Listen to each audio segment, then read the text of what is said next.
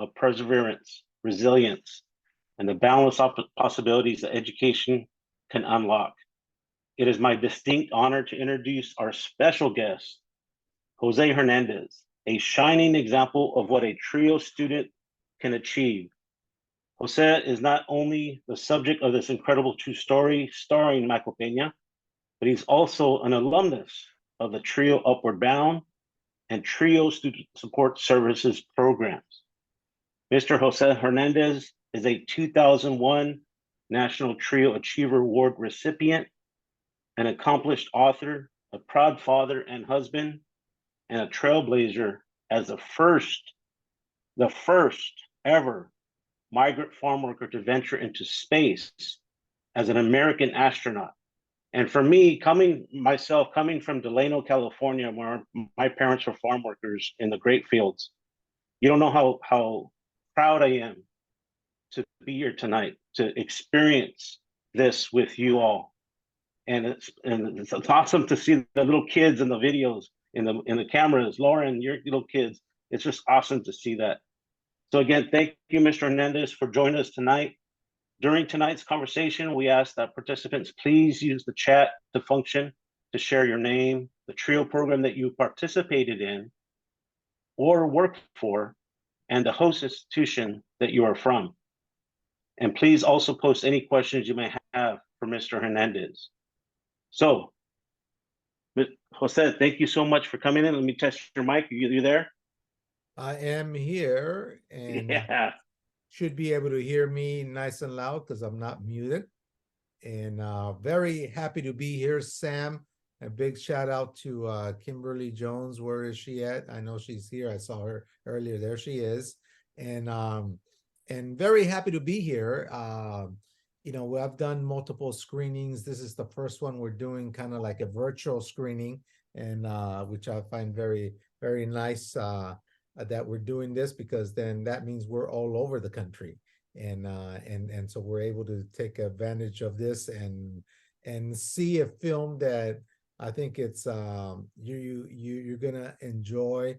It's gonna probably put a little dirt in your eyes because it'll make you shed a few tears, but they're tears of happiness because it talks about the story of me in terms of how I went about getting inspired to become an astronaut, and how my father was key, my mother was key in making sure that I stayed on track, and then Miss Young, who convinced my parents to leave that nomadic lifestyle of a migrant farm working family and stay in one place, which we call Stockton, California, our home. And then my lovely wife, who wife of 31 years, who after me giving up, trying to give up, or not trying, but deciding to give up on my dream after the sixth rejection, basically propped me up and supported me, and then asked me a very simple yet profound question, which was, what did they have, meaning they, the astronauts being selected, that you don't have? And that's when it dawned on me that I had a lot more work to do. I had to become a pilot, just like the people they were selecting. I had to become a scuba dive certified, just like they were selecting, be an elite athlete, and then learn a third language. And that's what I went about in the next 6 years when I finally got selected. But yes, I'm very happy to be here, and proud of my roots as a Upward Bound TRIO student and tutor as well, and so very happy at that, at University of Pacific and Franklin High School, where I benefited from all these programs, and very happy to have received the TRIO Award, Achiever Award, in 2001, I believe it was. And this was even before I even got selected as an astronaut. And so that's why it means so much to me, because you already knew we were destined for good things, and you guys were right, because 2004 I get selected as an astronaut. So very happy. And then 2009, of course, we went up into space, and participated in the second to last mission to the International Space Station that constructed the International Space Station, station complete, as we called it. We took 7 tons of equipment, scientific science racks that we installed inside the International Space Station. We took ammonia tank assemblies for part of our cooling loops, and that we installed outside of the International Space Station. We did a bunch of things, and we're very proud of how we left the station almost complete. One more mission, and then they completed construction, and so it's been working ever since, and very proud of the fact that I was part of that history. So having said that, I just wanted to wish you guys well, and then I'll certainly answer questions. I don't know if Sam is going to moderate this, or Kimberly is going to, our esteemed executive director is going to moderate this, but we certainly want to open up myself to any questions you guys may have, or anything that I can do to make tonight's experience a special one, because it is special knowing that all of you are going to be watching the movie. So thank you very much. I appreciate all those words. You know, one thing that comes to my mind is looking at these Zoom. You know, we have some students that are viewing tonight's Q&A, and one of the things that I remember growing up when I went to UC Davis, again coming from the Delano great fields, and the movie I saw was Stand and Deliver, and that inspired me, that wanting to go into education. And I can imagine that this movie is inspiring all these young Trujillo students right now to maybe even go into the space type. Oh, can you please make sure you mute? Thank you. To go into the space industry or math and science. So this is going to change generations of what you're doing here. And I'll start off with, of course, the movie A Million Miles Away. How did that come about, and what made you want to share your story through this film? Well, Sam, that's a good question. I've always done outreach to kids ever since I worked as an engineer at Lawrence Livermore National Lab. I was also a GEM scholar. I got a GEM fellowship to get my graduate degree at UC Santa Barbara. And so I always went out and talked to kids, went to local high schools, community colleges, and talked the good gospel of STEM education. And when I get selected as an astronaut in 2004, I noticed the attention that's put on me because I'm the first migrant farm worker to get selected as an astronaut. So I immediately realized I became an instant role model, and I embraced it because I looked at it as kind of like a superpower, right? Kind of like an elite athlete, basketball star, football star, that they command a presence, and kids look up to them. And so kids were looking up to me. And so I embraced it, and I kept, going to schools. And while my buddies at NASA were going to the Fiesta Bowl, to the Indianapolis 500 races, making astronaut appearances, I was going to Southwest Houston, to the underserved communities, and talking at the high schools, talking at the junior highs, because that's where my passion was. I didn't need to go to a Houston football game or basketball game or anything of that nature. I really want to do the things I want to do, which is inspire our community.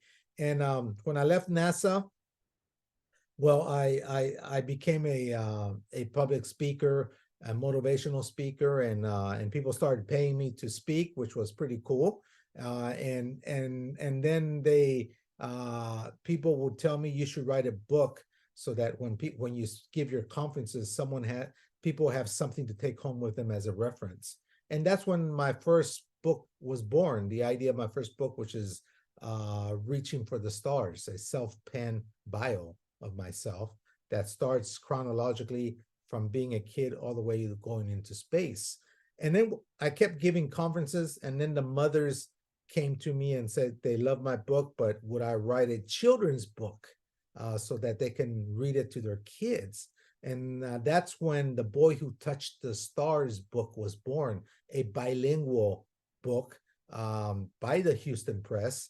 And so I did that. After I did that, the the publisher then came to me and said, would you write a middle reader book? And I said, okay, la fregada, you know, how many times can I tell my book story, right? But I did write From Farm Worker to Astronaut as a middle reader book. And that one starts off with me being in the space shuttle, ready to blast into the space. And I take the reader on a 14-day mission to the International Space Station. So the reader gets a great idea of what a 14-day mission to the International Space Station is like. And I have, you know, like captain's log, I say flight day 1, this is what we did and all that. And then I have flashbacks, and unbeknownst to the reader, I'm feeding them the same anecdotes I feed the reader in my self-penned autobiography, Reaching for the Stars. And so I did that. And so this was a way to reach thousands of people that I thought I was making a big difference. And then because of that, the 3 books and going out there, well, you know, Hollywood sort of got wind of my story, and I started getting overtures by folks that wanted to make a movie on my life story. But each time I looked, I had heard, you know, nightmare stories about how if you sign your rights away, you lose control. So I was very careful not to sign with the first outfit that came to me, which was good, because some of them were starting and didn't have a pedigree or experience, and I did not want to tie myself to that. It wasn't until an outfit called Select Films came and approached me. And they convinced me because, first of all, the owner, Mark Chiardi, he was an ex-Major League Baseball player, pitcher, but he came to me and he didn't want me to sign anything. He says, I just want to work with you, and if we get something done, that's great.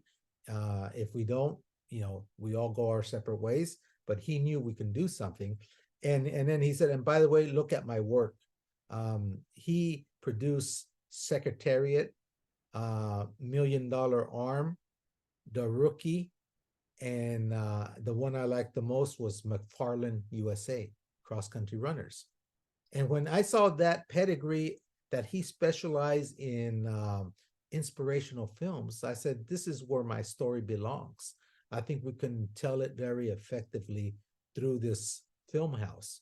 And so I went with him to 6 studios over a course of 2 days, and 4 studios said yes. It was unprecedented. He says that usually he's lucky if he gets 1 studio that says yes. He's ecstatic if you get 2, but he said he had never gotten 4 studios that were fighting over who would film the story. And that's how we ended up. You know, we ended up with Netflix, and then the pandemic hit, and they had such a backlog that they were going to take 2 more years after the pandemic to even consider scheduling it for filming, that we decided, you know, we called the next one we were considering, which was Prime Video, and they immediately said, bring it over. Within 4 months, we were filming the movie. So, and I saw this as an opportunity to reach millions of people, you know, because I could only reach so many through my books and through conferences, but through the magic of film, we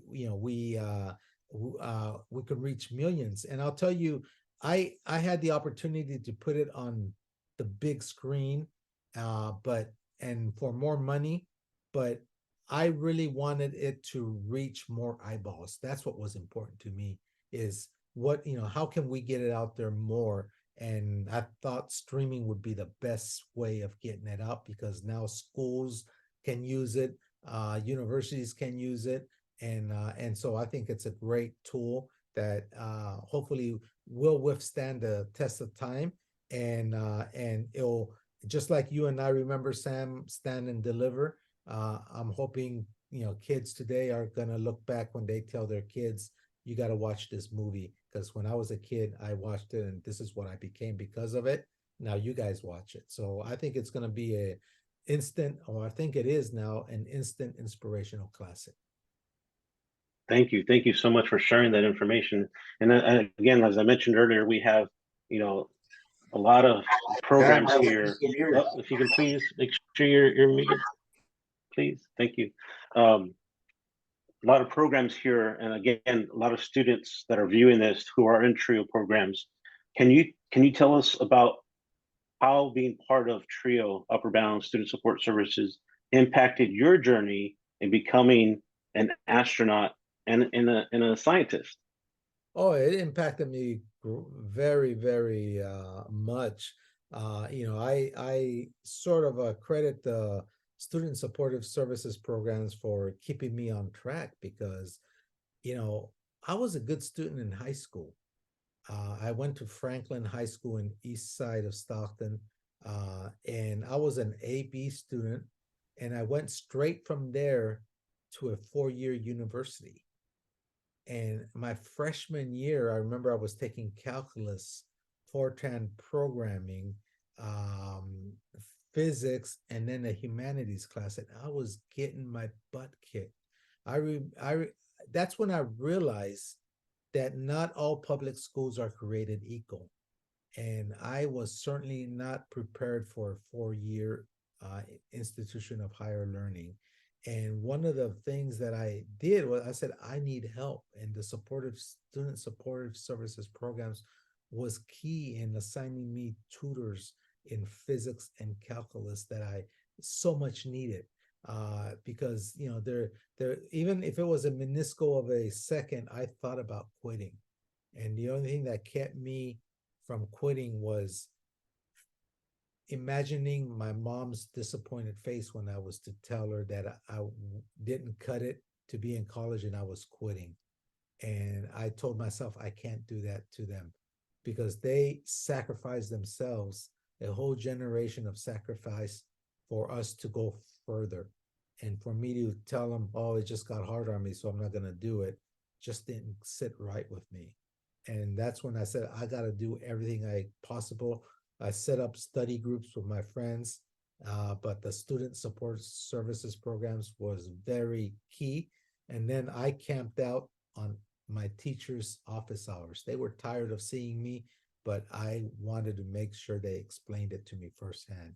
And so, they respected the fact that I was so tenacious in making sure I understood the material. And that's how it helped me a lot.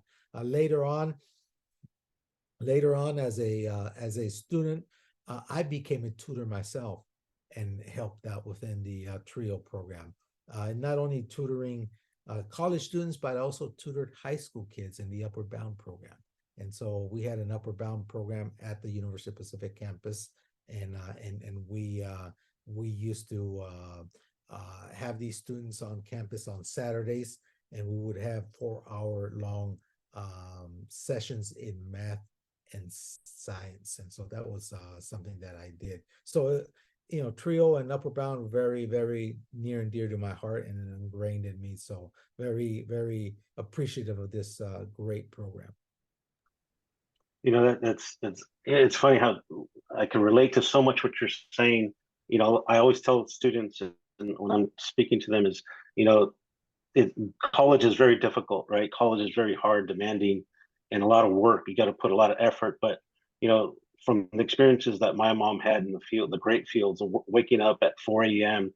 to go out and to work, and that's hard work, right? And that's the true work that we get from our parents and the dedication. What kind of message do you hope viewers get from watching this film of learning about you and your family and the dedication and the sacrifices you did to become one of the first migrant astronaut in space?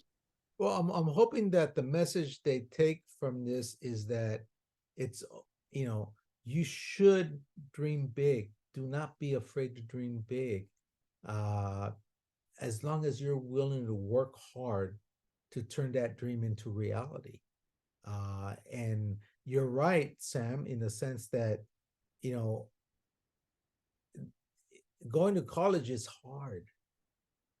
But having worked in the fields myself, picking cucumbers at 50 cents a bucket, picking cherries, picking pears, green tomatoes for market, grapes, that's harder.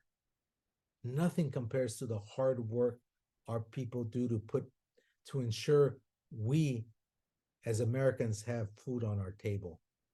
It's a very noble job that they have, very necessary that we have it. And so when people complain to me, oh, this is hard or college is hard, I said, no, wait, the alternative is harder, guys. You go out and work in the fields, you'll know what hard is. So don't be afraid of the hard work, and then put my father's recipe to work. Because when I told my dad I wanted to be an astronaut, he said, follow these 5 simple steps. This is a man who only has a 3rd grade education, yet he had the wisdom to give me this 5-ingredient recipe that I still use today. He said, first, determine your purpose in life. What is it that you want to accomplish? Second, recognize how far you are from that purpose. Third, draw yourself a roadmap so you know how to get there. Fourth, prepare yourself according to the challenge you picked. And fifth, develop a work ethic second to none.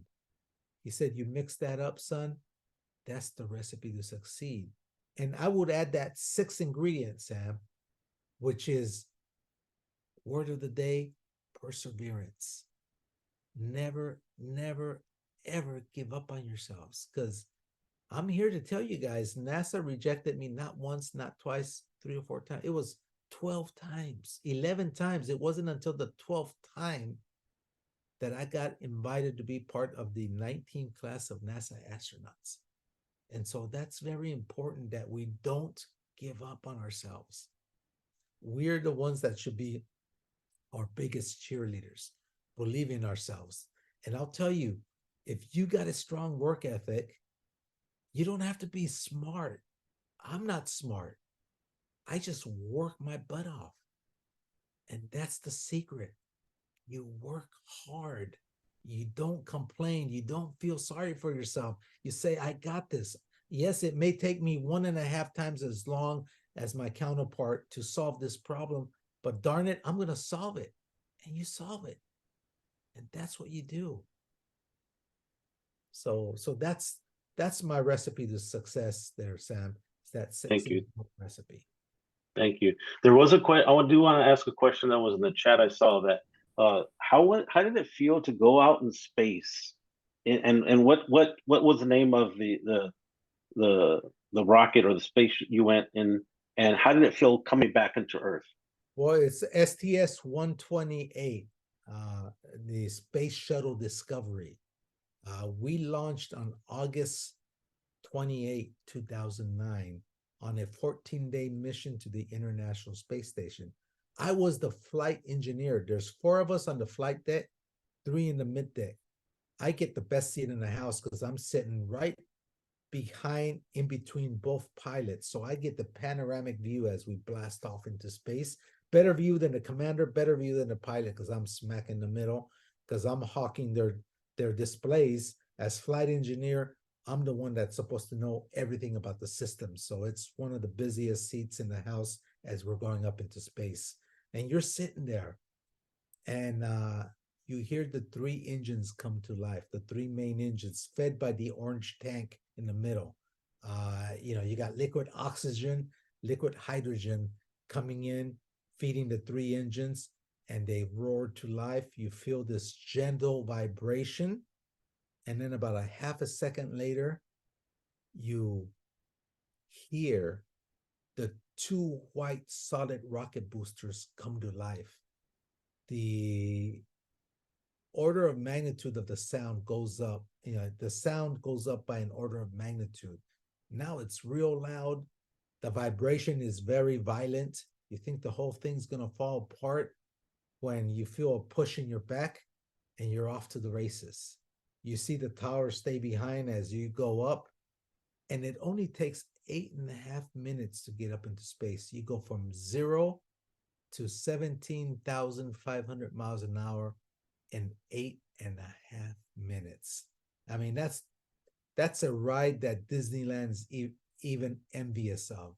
They are envious of that ride because they can't replicate that feeling. It feels as if 3 people are slowly but surely stepping on your chest. At T-minus 0 before you take off, they have their feet lifted off your chest. When it starts taking off, over the course of 8.5 minutes, they shift their weight such that they're on you. 3 people that weigh exactly like you on your chest. That's how it feels at the very end. In 8.5 minutes, you reach what's called MECO, main engine cutoff. And all of a sudden, that 500-pound gorilla disappears. The engines turn off. It's nice and quiet.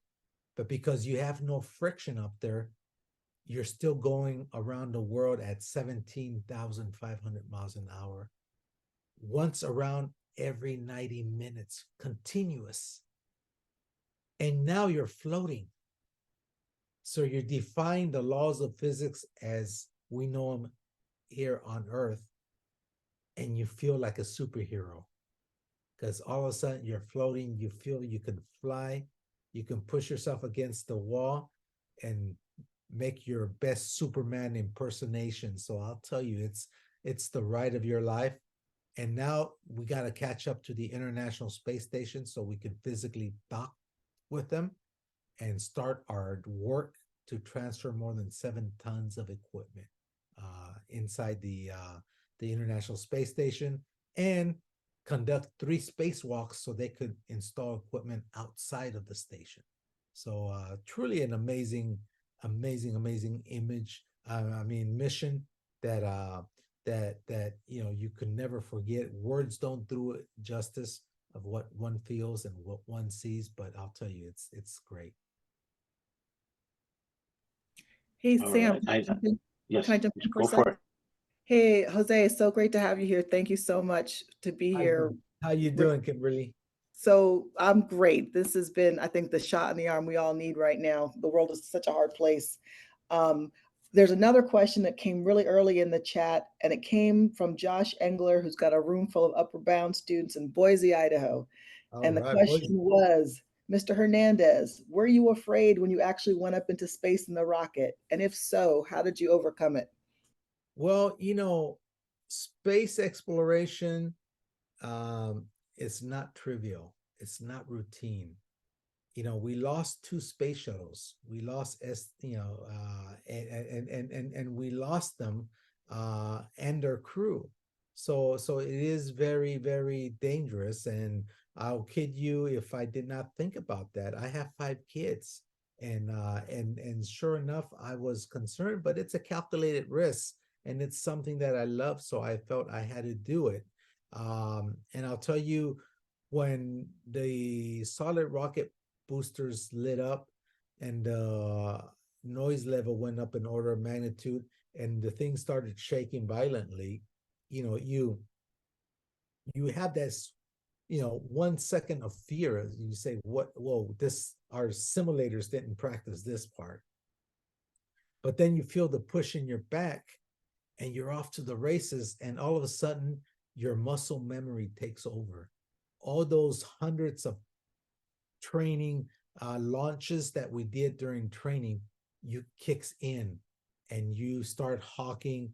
My part was the busiest because I have to hawk every one of the 11 displays that both pilots have access to. That's why I'm in the middle, so I can see all of them, to make sure nothing's going out of tolerance. Because if something goes out of tolerance, I peel off with the pilot that owns the system, because I'm the one as flight engineer that knows the most about how to either fix the problem or work around it so that it doesn't adversely affect us. And so then my point is, you do not have time to be afraid. You start doing your work. And then, of course, once you're up there, the most dangerous part, the dynamic part of the flight, is over. And so now you're floating and you're gliding around the Earth due to orbital mechanics once every 90 minutes. And you're not afraid anymore. Now you're saying, okay, we've got a lot of work to do. Let's get to work. But good question. All right. It is 7 o'clock Pacific. We do have a scheduled watch party. Yes. So I know there's tons of questions. I know a lot of people. We can do this for hours probably. Yes. But just one last, if you want to comment on what do you, what advice do you have for young trio students as they venture off to college? Well, it's first of all, going to college is not easy. It's a new environment. You leave your comfort of your home, your parents, the home cooking. You're going to get homesick. That's natural. But, remember the task at hand. You're there to get an education, to move your family's next generation forward. And that's what you're there. You're there to take care of business. It's not a social gathering place. Though you're going to make friends for life, your main purpose is get the job done, get to work. Don't be afraid of hard work and put the work in. And that's when you'll see results. Because if you don't put the work in, you won't see the results. And believe me, us as people of color, we need to put that work in because, as I mentioned earlier, not all public schools are created equal. And some of us have to work a lot harder because of the fact that we weren't as prepared as we should have been. And so that's my big piece of advice is don't be afraid of hard work. Just work hard and good things will happen. I find it that the harder I work, the luckier I get. Trio family, again, I know it's only been a half an hour, but it seems like we've got to know Mr. Jose Hernandez, astronaut, trio alum. Please, everyone, give him our deepest gratitude and thank you for joining us tonight as we get ready to show a great, great movie that has been in the making since Jose joined Upward Bound at UOP from Franklin High School in Stockton, California. So grab your popcorn, head over to Amazon Prime to join the respective A Million Miles Away watch party via the links in the chat. There's links there for the time zones. Again, thank you so much, Jose, for joining us. Enjoy your night. And Gracias. All right, man. we I all love you guys all right. Big hug to all of you.